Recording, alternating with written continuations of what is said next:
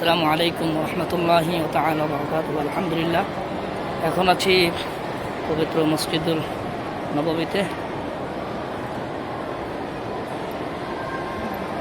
মদিনার মসজিদে নববী।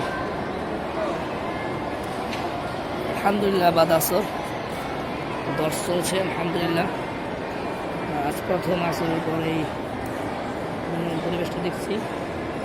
আলহামদুলিল্লাহ, আমার এই সফরটা আল্লাহ কবুল করুক, আমিন। আলহামদুলিল্লাহ, খুবই জান্নাতি পরিবেশ মসজিদে নববী। আল্লাহু আকবার, সুবহানাল্লাহ সুবহানাল্লাহ, সত্যি অনেক ভালো লাগছে। আলহামদুলিল্লাহ, আল্লাহ রাব্বুল আলামিন সবাইকে কবুল মঞ্জুর করুক। আসসালামু আলাইকুম রহমতুল্লাহ।